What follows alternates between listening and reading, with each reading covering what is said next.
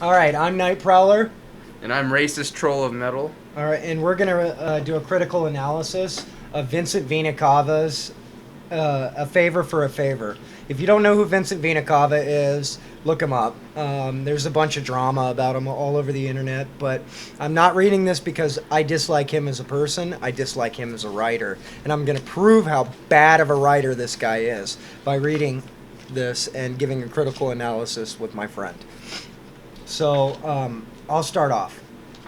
It must have been the most run-down, filth-ridden motel room I have ever seen. The kind of place where cockroaches didn't feel the need to scatter at the flash of a light bulb. I wouldn't be surprised if the whole civilization of the nasty things were living between the walls, laying their repulsive egg sacs where... Ugh, man, I'm not built for life.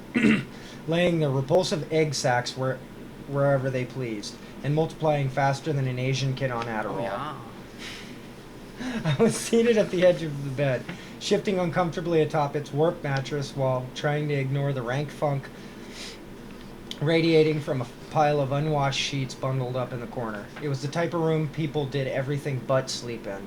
That was fine by me. I didn't come there for shut-eye. Anyways, in my left hand was a half-drunk bottle of Jack Daniels. In my right was a .32 caliber Smith & Wesson. A 32. It doesn't even exist. 32 caliber Smith & Wesson doesn't exist. I mean, like, you can get like a 1907 32 caliber revolver, but they don't make those. And from the next paragraph, it'll set a setting and a time period that this is done in, and it's going to totally contradict the whole 1907 thing. And go ahead. Before I read, I, Troll of Metal, have not read this Creepypasta yet. So this is all a surprise to me. I listened to a really bad Creepypasta narrator read it to me while I was like stocking the cooler at work, and I just remember cringing like every 30 seconds, and I got so far into it that I have to see where this takes me, and I wished I never would have wasted the 30 minutes. 30 minutes? Yeah. I want my 30 minutes back, Vincent. I want my time back now also. Okay, I'll start reading. The extraordinarily depressing location was poetically fitting in a way. Why so many big words? Aren't these designed for children? Yeah, exactly. Or at least, like preteens, or, it's short form horror fiction, not, that. And what that is purple prose, but if anybody that's ever written or, like listened to someone talk or took a writing class or something like that, they know what purple prose is. But yeah, go ahead and continue because we got a lot to go through. I was extraordinarily depressed after all. He just used extraordinarily and depressed twice in two sentences. This is a horrible writer. It was my wife who was the cause of my misery. She had broken my heart, leaving me with nothing but a vacant, grief-stricken soul, like a teenager who listens to Fall Out Boy. I like Fall Out Boy. And writes poetry on Tumblr. For a while, suspicions of infidelity had loomed over our marriage, but I had always chalked up my conjectures as nothing more than paranoid delusions. They say denial is the best remedy for heartache. It wasn't until I stumbled across a series of implicitly sexual emails between her and the pastor of our church, a married man in his own right, that I was faced with the morbid reality of my wife's secret sescapades. Pastor Alonzo was a slick, fast-talking, cutthroat shark who dressed more like a U.S. senator than a man of the cloth. He pulled in a far bigger salary than one might expect a holy man to earn. A lot of people would be surprised to find out just how profitable the preaching business can be. Duh! Especially when you head up the second biggest megachurch in California. Alonzo had a taste for life's opulent luxuries and wasn't afraid to flaunt it. It wasn't uncommon for him to drive a Mercedes-Benz to church or show off his collection of Rolex watches during Sunday services. I guess that's why my wife gravitated towards him. She always did have a weak spot for material things. It's like he took a thesaurus and was like, oh, let's find the weirdest, most obscure words and put it in there. I just don't like his sentences. They ramble. They all run on. Like every sentence has been a run-on sentence so far. But let's just continue. Oh, cool. I got the next paragraph, right? Yeah, you got the short one. Oh, cool. Lucky me. There was one thing that all the pastor's money couldn't buy him, though. I don't like how he added though to the end of that. Kids of his own. His wife, Darcy's. What? Darcy's? Yeah, Darcy. Possessive? Yeah. His wife, Darcy's on again, off again battle with the big C had thrown a monkey wrench into his plans to start a family. Recently, her cancer had taken a turn for the worst. And while she lied up in the hospital on her deathbed, the pastor and my wife were getting together for some extra Bible study sessions. When I confronted my wife about the emails, things got ugly. Names were called, expletives were hurled, and threats were thrown out, by her mostly. She explained to me that the pastor invited her and the kids to move in with him once Darcy passed, an offer my better half had accepted. She said she was going to give him the family he always wanted, my family. I didn't have the money to fight a long drawn-out custody battle or hire big-time lawyers, but Pastor Alonzo did. Couple that with the fact women usually win these kind of disputes, even if they don't always deserve it, and you can see why things were looking so bleak for me. Another man had stolen my wife, my children, my life, and there was nothing I could do about it. This is all white people problems. Isn't it? It is white people problems. The room slowly started spinning and I realized my good friend Jack was up to his old tricks again. Nausea was beginning to settle in and I didn't want to spend my last moments alive vomiting the Carl's Jr. cheeseburger I had wolfed down an hour earlier. So I decided to stop stalling and finish what I had come there for. This guy's trying far too hard to establish the Fleming effect also. Oh, Carl's Jr. and Jack Daniels and 32 caliber revolver and I'm holding the papers for this right now.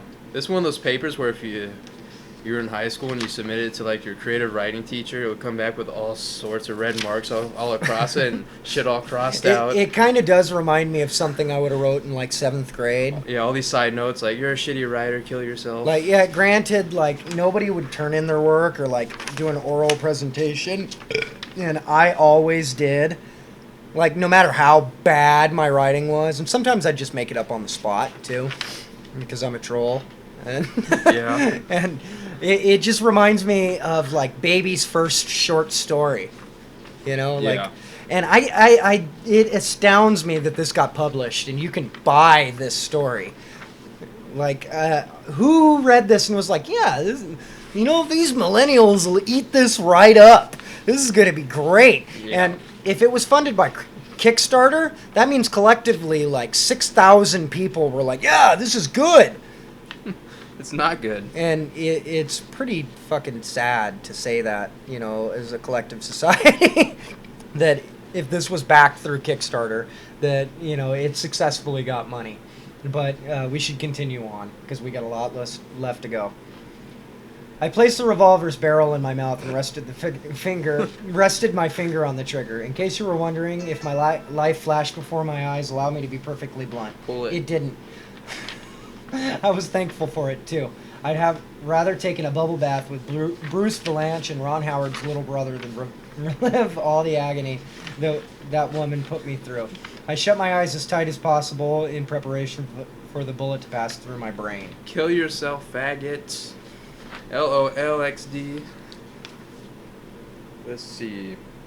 They say he who hesitates is lost. They say that he who hesitates is lost. In short, the proverb means that spending too much time deliberating on an important decision can ultimately lead to disastrous consequences. Although in my case, one tiny minute moment of pause may have actually prevented said consequences and saved my life. The cold metallic taste of the revolver's barrel on my tongue caused me to question my actions for only the briefest of seconds, but sometimes even that can be more than enough time to change a man's fortunes. As I sat there trying to talk myself into pulling the trigger, the telephone in my motel room began to ring. I slid the gun out of my mouth. And then back in. And then back in. And then out. And then back in. And did it over and over again as I logged on to gay porn websites. Sat good old Jack, the only friend I had left. He didn't need to add that. We know he has no friends. Down on the nightstand and answered the phone. Hello, I said in my best possible, not about to kill myself voice. Jacob, I'm so glad you picked up. I had no idea who the voice on the other line belonged to. I never heard it before, but whoever it was, they seemed to know me. Listen, Jake, he continued, before you go and redecorate the walls with the inside of your skull, we need to have a talk first. I hadn't told anyone where I planned on being that evening, but this guy not only knew my name and location, but even the fact I was contemplating punching my ticket to that big toga party in the sky. Another fucking simile. This guy sucks at everything. Had he been watching me?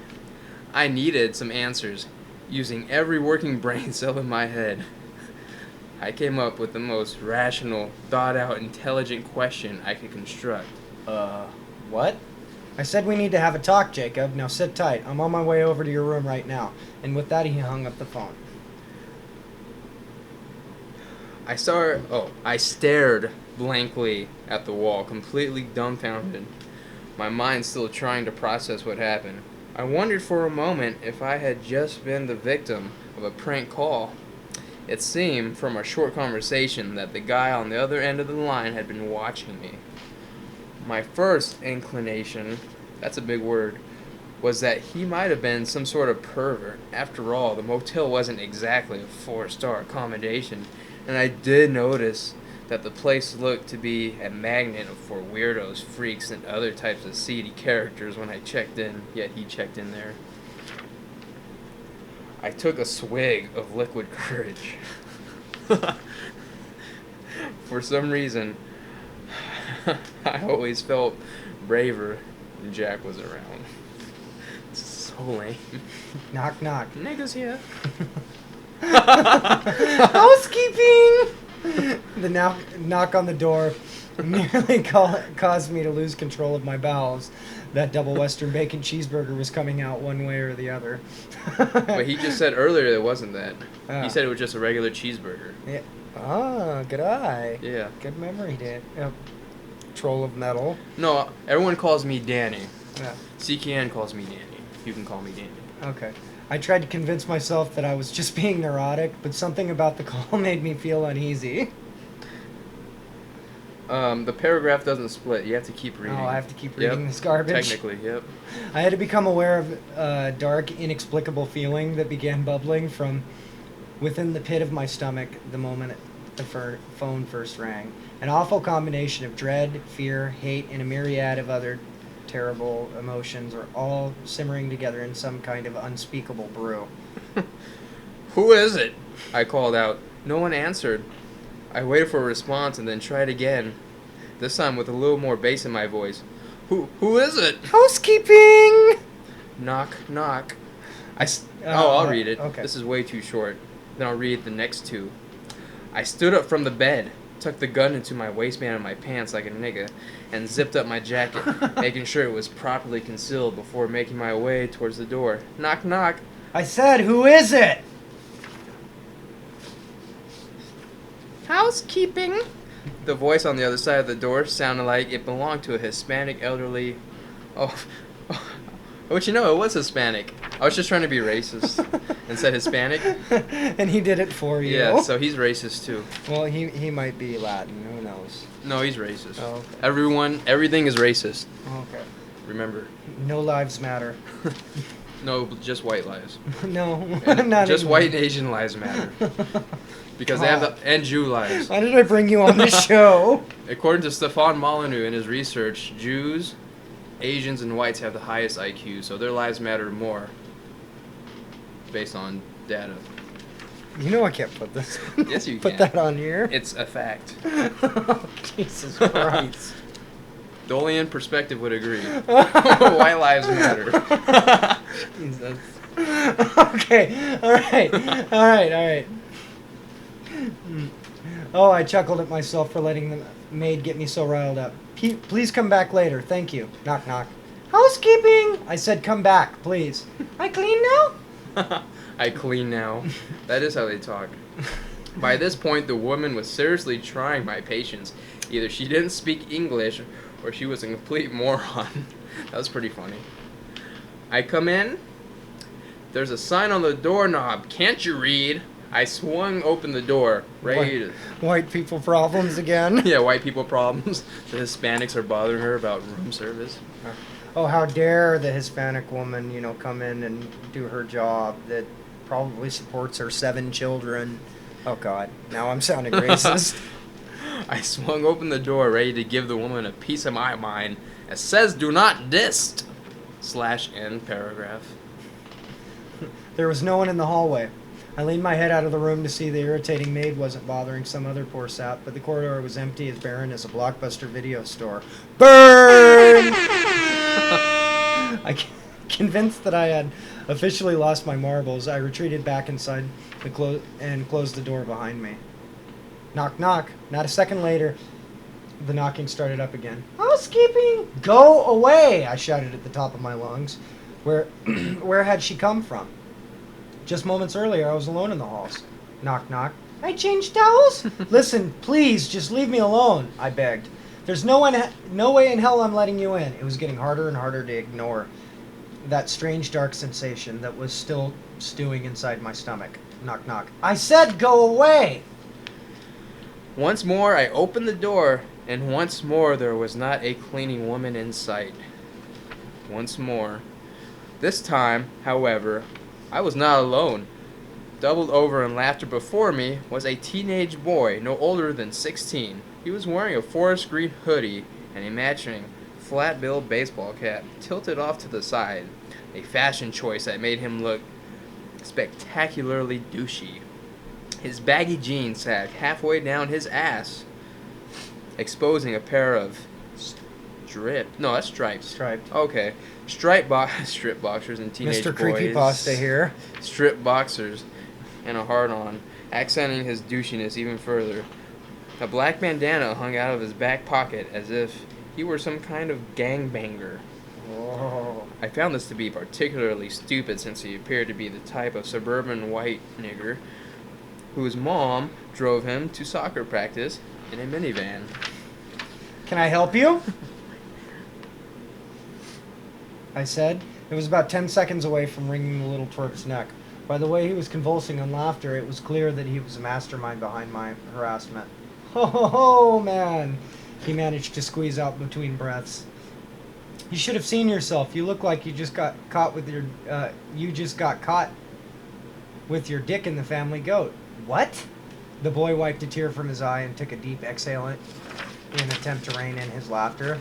Damn, did that go over your head? Sorry, now that I think about it, the expression's a little before your time. It originated in Scotland in the mid-1700s. A lot more people owned goats back then, so I guess it used to be funnier. When you've been around as long as I have, it's hard to stay caught up with the latest lingo. What are all the kids saying these days, Jake? Is YOLO still a thing? Yes, it's still a thing. You know what? Never mind. I came here to talk to you about something else. May I come in? No, you may not. I extended my arm across the doorframe to block the entrance of my room. Why don't you get the hell out of here, kid? I'm busy. Oh yes, I can see that, but I'll only take a minute of your time. The boy ducked under my arm, scrambling past me before I could stop him. Once inside, he paused for a moment, surveying the room, and smiling snidely to himself. Geez, Jake, this place is a dump. Why the blazes would you want to blow your brains out here? I personally would have chosen the Ritz-Carlton uptown if I was going to off myself. Oh, but before ordering some of those delicious sweet potato truffle fries from the bar in the lobby. You got about 3 seconds to get out of here, kid. I'm shaking in my boots. I'm shaking in my boots. He giggled to himself briefly before continuing. Honestly, man, intimidation isn't your forte. I promise I'll leave in a second, but as I said before, we have to have a little chat first. What do you want? To help you out. You can help me by getting out of my room. A bit snippy, aren't we, Jacob? I know you've had a rough day, but it doesn't have to end the way you think it does. So what if your wife hurt you? Buck up. There's a way to remedy the situation. It was then that I realized the darkness inside me had never gone away. Instead, it had been flourishing, spreading from my core as it pervaded throughout the rest of my body. How did this kid know so much about me? For a second time that evening, I was so rattled I could hardly spit out a sentence. Who are you? I said. He leaned in and cupped his ear like an old man whose hearing had waned over time. No shit. Come on, man. Were you what are you saying I'm wrong? Was I watching you? Is that what you were going to say? Learn to enunciate, man. Sorry to interrupt, but if I let you do all the talking, we're going to be here all night. And believe me when I tell you, I've got other places to be. Now then, why don't I answer your second question first? Yes, I was watching you, but not in a creepy, staring at you through the window kind of way. You know, like Ryan Gosling in Drive. Did you ever see that movie? It's surprisingly good. And that Gosling, he's got chops, I tell you. The guy is so damn handsome, too. Some lucky bastards just hit the jackpot with the genetic lottery, am I right? Now, this is the first time I agree with him. Ryan Gosling is my boo. Oh, yeah? Yeah, that's my boo. I still haven't seen the movie. You haven't seen Drive? No. That's a great movie. In fact, my entire music career is pretty much centered around that fucking movie, Drive. And it just makes me angry that he brings it up. So He puts in his crappy like, pasta. why do you have to fucking ruin one of my favorite things and put it in your shitty creepypasta? But once again, another simile, too. Go ahead. The kid was giving me a bad vibe. Yeah, we know. We've known that for the last 2 pages. I slid my hand into my jacket pocket and felt through the fabric for the handle of my revolver. The handle of my dick? He's about to rape that teenage boy. Someone call the rape police. The rape police. Rape isn't funny. Yeah, people get seriously butthurt over rape jokes.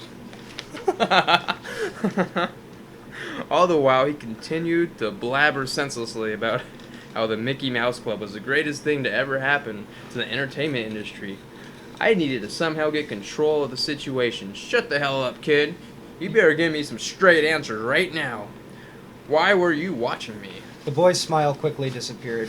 He scanned me up and down, probing me with his eyes as if he was examining every inch of my body. A look of utter disgust on his face. It was bizarre. His very stare made me feel ashamed and violated. More questions, huh? First off, you should probably make sure the hammer isn't cocked on that little lemon squeezer of yours.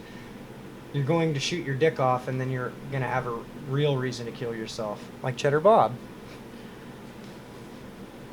Somehow he knew about the gun I was hiding under my coat. I unzipped my jacket and pulled it out from my pants. He was right. I had left it cocked. This would make a good YouTube poop already. It'd make a good porn. A favor for a favor. And that's another thing. Like, why is he trying to make this a comedy? This is supposed to be short form horror fiction, isn't it? Yeah. It's really perverted and very predictable. Well, no, it's perverted because we're reading it. Oh, but... yeah. Well, the way he wrote it, I'm sure half the people that read it are like, it was still cocked. He pulled it out of his pants. What's going on? Teenage boy is watching through the window. What the fuck? I need to call the cops. Help. Go ahead. Help, rape police. I was watching you because I saw a doomed soul, a lost spirit, so to speak, who was about to let the bad guys win, and I just couldn't bring myself to allow you to do it. He moseyed. Is that a word? Yeah. I've never moseying along. Oh, okay. Yeah, it's kind of like a southern thing. Oh, a white word. Yes, Moseyed. it's a white word. A not southwest word. Moseyed. He moseyed over to the television and dragged his finger down the screen, leaving a spotless streak across the otherwise dust-covered glass. Take it from a guy who's been there before. I know exactly how you are feeling right now. I too have been betrayed by someone I love, cast down and thrown out in favor of another. Thou art cast down. Niall. You understand the lyrics? Yeah, kind of. I don't know. He paused for a moment, looking at the dust that collected on his fingertip when he wiped it across the screen. But I haven't answered your first inquiry right, have I? Who am I? Well, that's a loaded question. I'm a man of many epithets. Another white word. Over the years, I've been known as the bearer of light, the son of perdition, even the proud one. In a story he once wrote, Washington Irving referred to me as Old Nick. I've been anointed a prince and while at the same time branded a beast. You're telling me you're the... Pleased to meet you. Hope you guessed my name. But that's impossible. Why? You go to church, don't you? Is it so hard to believe that that asinine little book, the one you people so arrogantly proclaim to be God's true word, actually got something right? Don't go patting yourself on the back for being a Christian, though. The Bible's filled with more half-truths and garbage than a supermarket tabloid. Weekly World News! I was completely taken back by what the boy was saying. A couple minutes earlier, I was getting ready to lodge a bullet in my brain. Now I was talking to a teenager who had just declared himself to be the embodiment of evil. If you're the devil, I asked, then why do you look like a kid? Why not? I do as I please. I can appear as whatever or whoever I want. You think this is weird? Once I made myself look like a snake, just so I could talk to a hot naked chick. Yeah, but it doesn't make any sense. Neither did Carlos Mencia's comedy career, but it happened anyways. Well, his career happened because he stole jokes, namely from a guy named Blaine Capatch. But, that's neither here nor there. But it happened anyways. By the way, I assure you I had nothing to do with that. He shook his head. I suppose it's proof you require, eh? I miss the old days where you people would blindly take me for my word.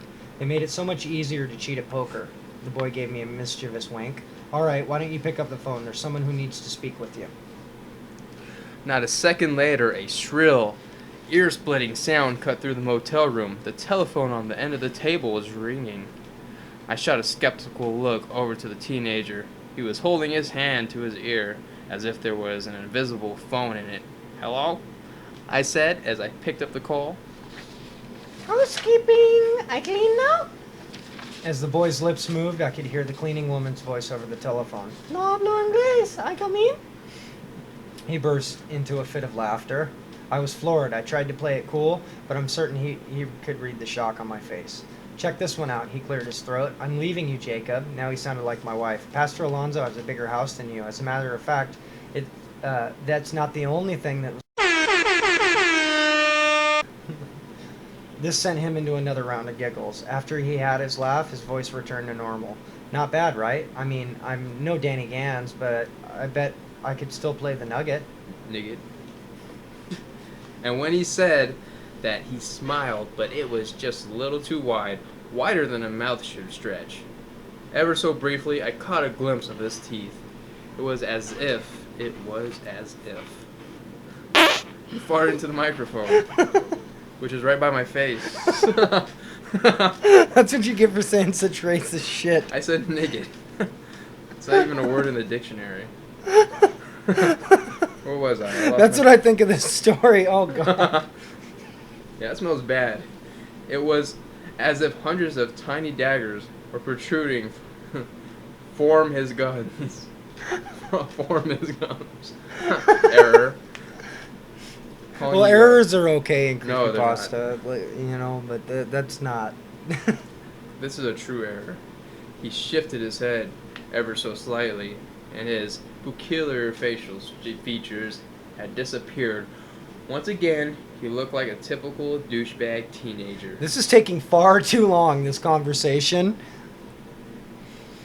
But, they could have got the point across 8 similes ago. Yeah. You can't have my soul, I said. It's not for sale. The boy scoffed. Come on now, do you really think I just go around buying people's souls from them? Ye have little faith in humanity, Jacob. Most people are too smart to fall for that kind of thing. What's a lifetime of happiness compared to an eternity in hell? Then why are you here? Like I said before, I do as I please, and it would please me very much to do a favor for you. No contracts or souls involved. Honest Injun. Injun. Yeah. Injun? What's that? It's kind of like a racial slur for a Native American person. Oh. Injun. Yeah. No. Call them Redskins. Or go up to them and say, hey, how are you? Hey, how are ya? Hey, how are ya? Do you live in a teepee? We don't do that. What kind of a favor, I asked. He turned and started out the door. Why don't you accompany me for a walk, and I'll explain. Oh, and bring that little pistol with you. As the boy exited my room, I picked up the phone again and held it to my ear. I didn't hear a dial tone. So I followed the cord, only to find that it wasn't even plugged into the wall. Jack was still sitting on the nightstand, waiting to provide consultation for me if I needed it. He was going to have to wait just a little longer. I followed the boy out the door. I caught him too. I caught up to him. I caught him. I caught chlamydia. I caught up to him halfway down the hall, and together we headed down the rusty metal stairs that lead to the parking lot. I see that you're in a bit of a bind, Jacob. Your wife of 15 years is leaving you for that idiot pastor and taking the kiddies with her. What were their names again? Oh, yes. Hunter and Elizabeth. Hunter. Hey, my stepson's name is Hunter. That's a generic white name, like Dakota or Chevy. We're gonna make a dictionary of all white names. My wife's gonna fucking kill you. Such darling children. Leave my kids alone. The mere thought of him mentioning my kids sent my anger into a tailspin. He stopped halfway down the stairs and jabbed a bony finger into my chest. Listen here, tough guy. Just because I look like the lost member of the Backstreet Boys doesn't mean I won't turn some 10-foot-tall Lovecraftian monstrosity and bite your legs off if you continue to disrespect me. Capiche? I nodded my head. Good. I don't know what all the fuss was about anyways. I love children. I'd have one of my own, but it's so hard to find a suitable candidate to bear the Antichrist. There's something about heralding in a millennium of hell on earth and bringing about the apocalypse that turns most women off. The only people who ever volunteer for the job are nutballs and wackos. And trust me, Jake, I don't want no baby mama drama any more than you do. I think he was making a joke because he paused for a second and glanced over to me as if he was expecting to hear laughs. He continued walking once he realized I didn't find him amusing. If you ask me, you have 3 options. Option number 1, you go back to your room and blow your brains out. You never see your kids again, and your wife continues fucking the pastor. Option number 2, you don't do anything like a pussy. This is like reading internet comments. Go back to your boring and now lonely existence. You'll see your kids the second Saturday of every month, and your wife continues fucking the pastor. I suppose this is where you tell me about option 3? When we made it to the base of the stairs, he gestured towards the parking lot, indicating the direction he wanted to walk. Smart man. Option number 3 is this. You take that .32 caliber Smith & Wesson over to the pastor's McMansion tonight. Your wife's there right now. And there's a typo right there. Where? Where do you do it? Ooh. Oh, yeah. That's a possessive. Yeah. That's supposed to be there. Discussing church business. He made a set of quotations in the air with his fingers. I'm sure he's got her down on her knees taking communion as we speak, you know? Accepting the holy body inside her mouth and all that. Okay, I get it. But that's a terrible joke. We aren't even Catholic. What are you trying to say? You want me to kill the pastor? Pastor Alonzo? Is he Mexican, you think? I have no Is that a Hispanic name? I don't know. Hispanic name. Is that a Spanish name? I think so. Alonzo? Could be Latin. He could be Italian. I think it is Italian. Kill the pastor. Kill your wife. Hell, kill his annoying little shih tzu. Why? While you're at it. You have to kill them, Jacob. Don't let them take your children from you. End their lives for trying to ruin yours. I'd do it for you, but no killing is one of the few rules I'm bound by on this miserable plane of existence. I have to admit, it was an idea that crossed my mind earlier that night. More of a fantasy than anything. I've never actually considered going through with it. But that would be a sin, I said. Now that I know hell exists, there's no way I'll do anything to risk damnation. Look who you're talking to, Jacob. Don't you think I have a little bit of pull down there? For this one particular night, I will absolve you of your sins. Think of it as a get out of jail free card. And don't worry about the fuzz either. I have friends in high places. You won't even be considered a person of interest in the murder investigation. I couldn't believe I was even entertaining the idea. I had become so engrossed in what the miniature Kevin Federline was proposing that I didn't even realize he was leading us to my car until we were standing right in front of it. So if it's not my soul you want, what are you getting out of this?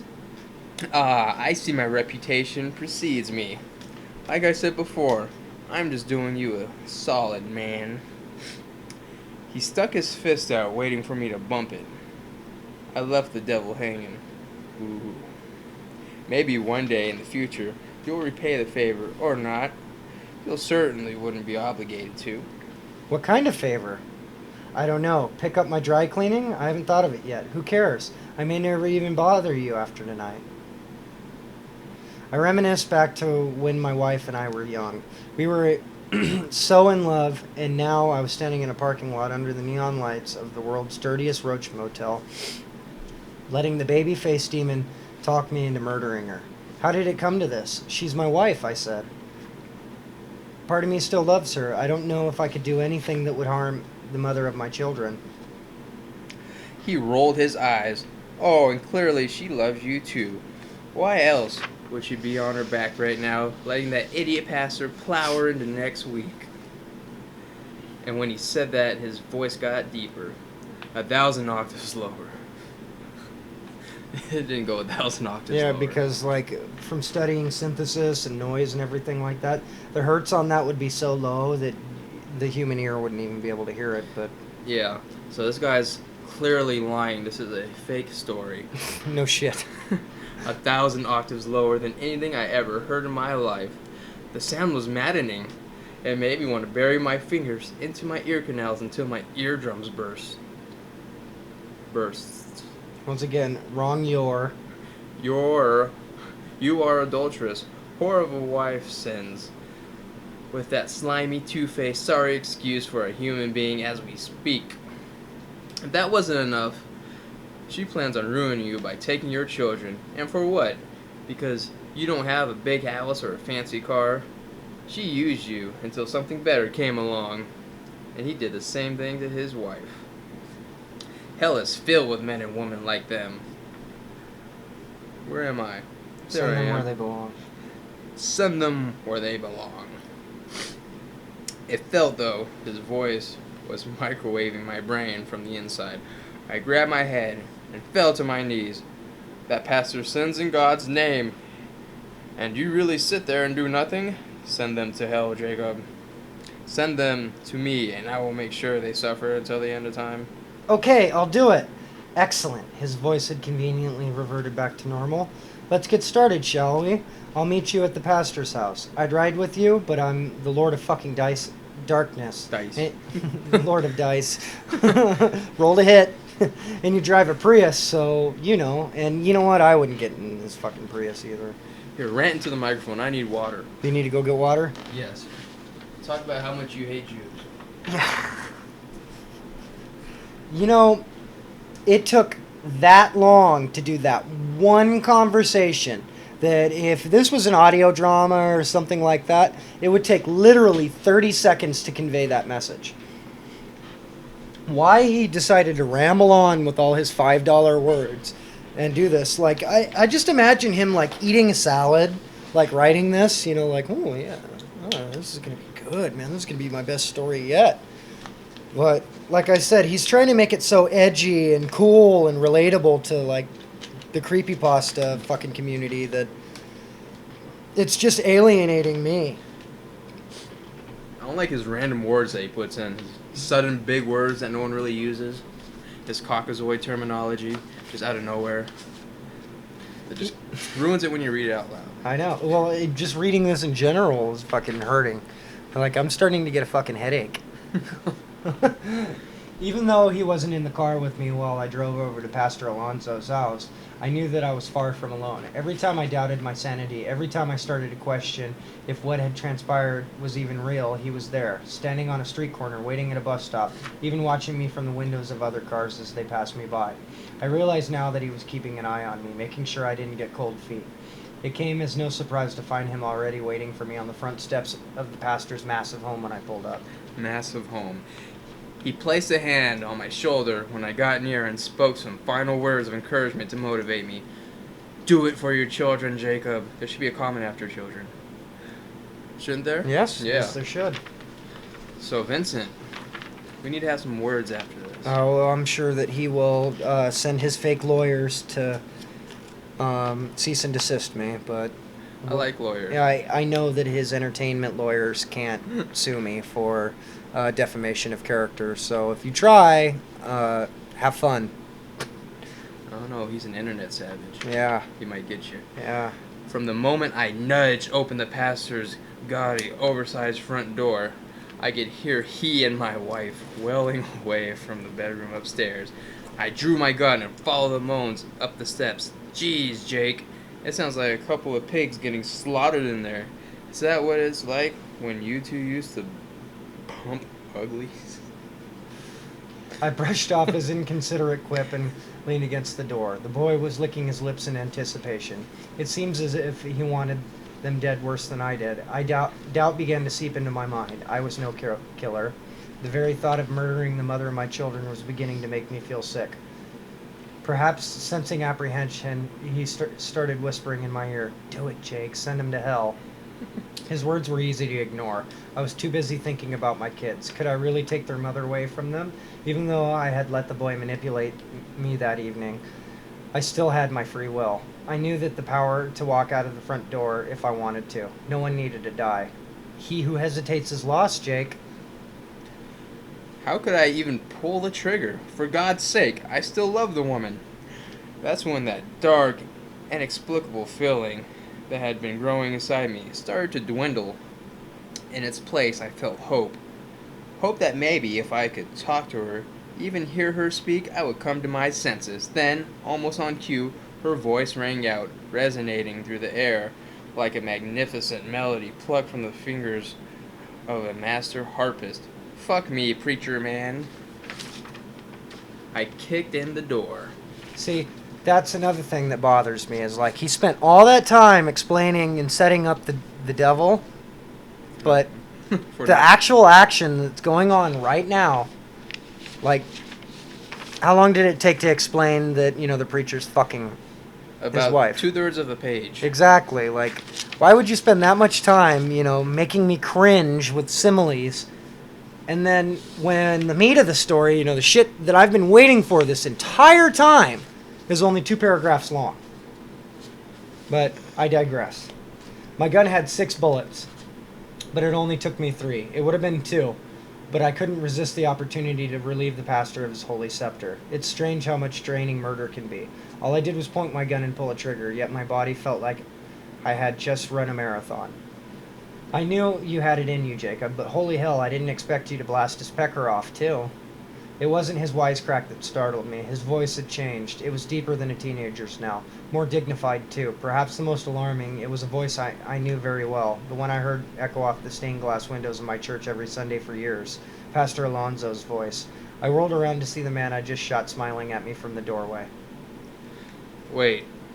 So, he spends like a whole page talking about walking through a door, but the shooting was like a half a paragraph? It wasn't even a paragraph. It just said, oh yeah, it was like past tense. It didn't, I don't get it. I didn't like how he did that either. That was horrible. Let's see, where am I? Relax, he said. As he entered the room, it's just me, Lucifer, king of the underworld, father of lies, yada, yada, yada. You know what that reminds me of? Huh. Like, I don't know if you masturbate like regularly, but when you're like almost there, you're just like right on it, and you bite your lower lip, and you're just about to let it come, and then just boom, like that, blue balls. That's exactly the way that it felt when he wrote that. Like, oh, all this climax, all this tension, everything, and then nothing. No fucking payoff. Nothing. No money shot. No money shot Yeah. from the story. Let's see. Oh, I looked back to the bed. The real pastor's bullet-riddled body still lied motionless next to my wife's corpse, their cadavers entwined within a set of tacky, blood-stained bed sheets. Well, why did you make yourself look like Pastor Alonso? I asked. Why does it matter? I do as I please. Before I had a chance at a follow-up question, the thunderous sound of the pastor's front door being slammed shut carried through the house and up into the bedroom. My heart began to race as a bevy of heavy footsteps made their way up the stairs. What the hell is going on? I demanded, but he didn't answer. A wicked grin painted across his face sent a wave of fright through my body. Do you know what they're going to do to you in prison, Jacob? He said. 2 uniformed police officers strode into the room. As the policemen made their way towards me, my panic began to intensify. All I could think about was wasting the rest of my life away in an orange jumpsuit and playing housewife at the behest of my cellmate, a tattooed skinhead named Knifeface. Knifeface. Wasn't there a guy at the tattoo shop we used to work at? They called him Tattoo Face? Yeah. I'll read the next paragraph. So people do have names like that, people. Knifeface might be a real person. I still had 3 bullets left, and I knew there was one way out of the situation. I raised the revolver to my temple. What? As the cops marched towards me.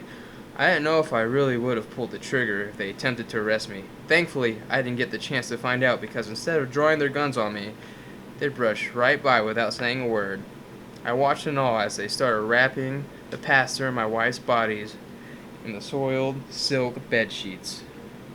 To my surprise, they appeared to be cleaning up my mess. You know who fell to the floor and began howling. Ha! Now you really do look like you got caught with your dick in the family goat. He thrust his finger into my bewildered face. I'm just joshing you, Jake. These fine gentlemen are with me. Them too. He mentioned over to the doorway. 2 more men I hadn't noticed before, wearing plain clothes, but still brandishing badges, were waiting in the doorway. Jerry, come over here for a second. The older heavyset man sauntered towards us. His somber face and reluctant gait made him look like a kid who was just caught with his hand in the cookie jar. The no longer baby-faced demon, that was all one word, patted him on the back. Do you know who this man is, Jacob? I shook my head. Jerry here is the head of the police department. That means he's very important. Pleased to meet you, I said. I really wasn't. At that point, all I wanted to do was distance myself as far away from the pastor's house as possible and forget the whole night ever happened. The police chief remained silent. The shame and discomfort in his eyes told me the feeling was mutual. I bet the police chief is white. I imagined him as a fat white man. Yeah, me too. Definitely not a minority. Especially the way he talks. I don't think this has any colored people in it besides the Housekeeping lady. Yeah, this is racist. I don't like racism. It's very bad. Racism is bad. It keeps us back as a civilization. The demon gestured over to the other man still standing at the door. That guy over there just made detective. He turned his head in the detective's direction. Congratulations on your new promotion, Bill. The man looked away to avoid eye contact. Once again, he focused his attention on me. Guess who's going to be heading up your wife's murder case? What about the pastor, I asked. Who's going to be looking into his murder? He stretched his arm out and twirled around as if he was showing off a brand new coat. What are you talking about? Pastor Alonso wasn't murdered. He and his wife just decided to move away so that they could do missionary work in Africa, see? Everything wraps up neat and tidy and you get off scot-free. Now, Jacob, before you leave tonight, I wanted to speak to you about that favor. What? You know, we talked about this. I said that maybe one day I might ask you to return the favor I did for you. Yeah, I said. I remember. I guess I'd expect it to come so soon. Well, my life's funny. like that sometimes. Don't worry though, it's really nothing you can't do in your sleep. Why is there exclamation mark there? It's really nothing you can't do in your sleep. It's really nothing you can't do in your sleep. I'm not going to ask you to pick up and dispose of dead bodies like these guys. What do you want? He leaned in close and looked at me with a solemn expression on his face. Listen to me, Jacob, because this is the only favor I will ever ask of you. It is imperative that you never attempt to contact Darcy Alonso. Do you understand? What? His request had left me puzzled for numerous reasons, but Darcy Alonso has cancer. She's dying. His lips curled into a devilish smirk. Well, let's just say I did her a little favor. What are you going to do with her? What's it matter to you? I do as I please. I waved my finger in his face. But you said I'm not obligated to listen to you, right? If I wanted to, I could go over to the hospital right now and tell her about everything that happened tonight. Of course you can, Jacob. Like I said, there's no binding agreement between us. Your soul is yours, and you're free to do with it what you want. Do what you want with it. As a matter of fact, I stake no claim to any of these men's souls. They're just people who were kind enough to repay the favor I did for them. You read it wrong. It's supposed to be, they're just people who were kind enough to repay the favor I did for them. Wait, no, that's a question mark. No, that's a... Oh, that's explanation. You did it. Who knows? We're idiots, too. I've done favors for a lot of people, Jacob. Cops, judges, lawyers, even pedophiles who take pleasure in the rape and murder of children. Hey, that reminds me. Don't your kiddies walk home from school every day? And when he said that, he looked at me right in the eye. It was as if his stare caused my mind to play out 1,000 different scenarios, each one more heinous, and vile, and vile than the last. It was like looking through a window into hell. Darcy and I are going away, he continued. All you have to do is forget about her. Forget about this entire night if you want. Forget about this entire night if you want. But don't forget that I'm always watching you, Jacob. He didn't need to say another word. The message was clear. I turned and exited the pastor's house without looking back. The next few hours were a blur to me. I remember driving back to my home, vomiting in the kitchen sink. That double Western bacon cheeseburger finally did make its escape, and passing out on the couch in my living room. My wife's body was found 48 hours later after I shot her inside of the liquor store dumpster. What? Oh, I see. Oh, I get it. Yeah. Context error. Syntax error. Just as he said, I was never even considered a suspect. Her murder was pinned on a 19-year-old kid from the barrios. Oh, there's another person of color in this. Of course it was Hispanic, always shooting white people. Every day, every hour. It took no more than a week for the jury to reach a guilty verdict. He was sentenced to death. The kid is currently incarcerated and trying to appeal the jury's decision, but something tells me he won't have any luck. I have a feeling that I'm not the only person who has a favor to repay. Darcy Alonso checked out of the hospital that evening and was gone by the morning. Word around the church was that she and the pastor had believed her miraculous recovery to be a sign from God, so they set out across the globe to spread his message. But if you ask me, that story is a bigger load of bullshit than a politician making his campaign speech while rolling in a pile of fertilizer. 2 weeks after they left town, their house was put up for sale. It was hard for my children to lose their mother at such a young age, but they'll learn to get along without her. I like to think I've been doing a hell of a job as a single parent, cooking, cleaning, and taking care of them. It took a while for things to start to get back to normal for us, but the fact that they're smiling and laughing once again makes me think that they're going to be okay.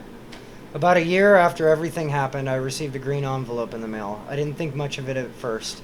It was the middle of December, and I had already collected dozens of Christmas cards. It wasn't until I tore open the envelope that I realized the dark, inexplicable sensation had made its presence known once again in the pit of my stomach.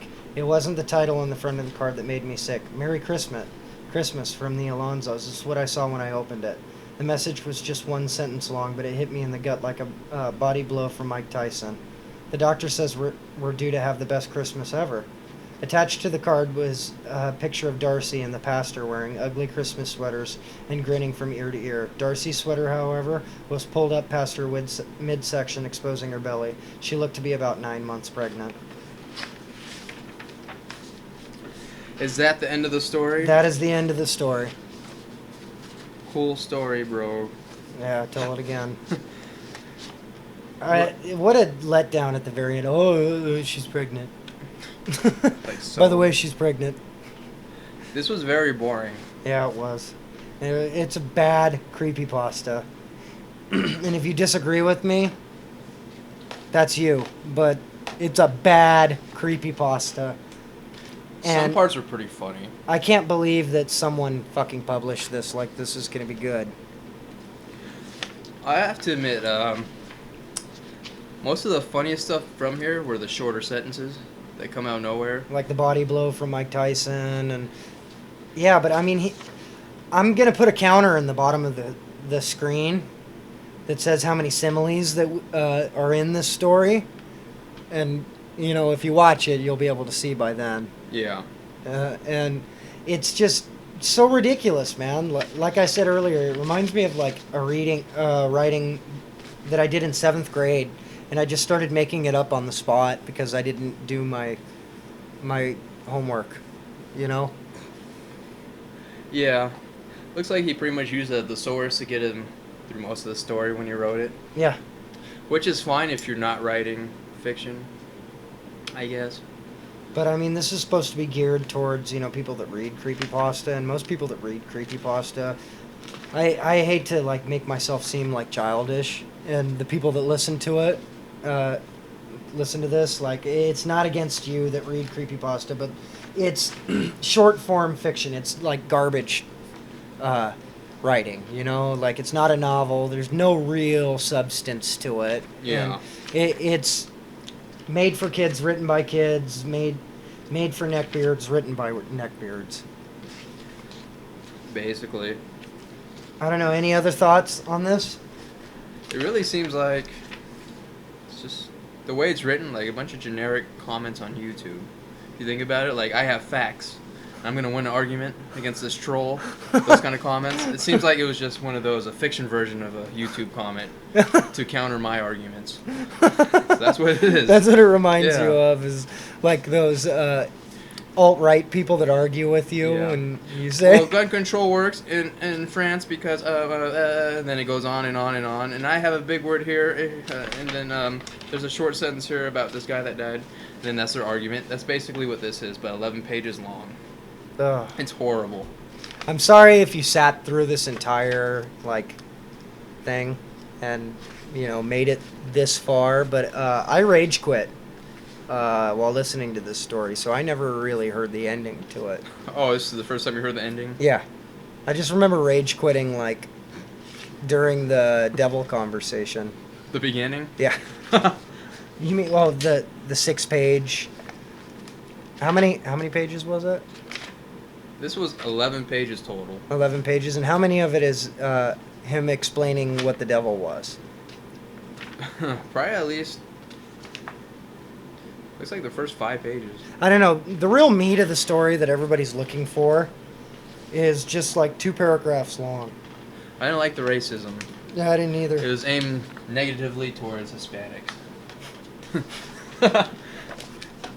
Beaners have souls.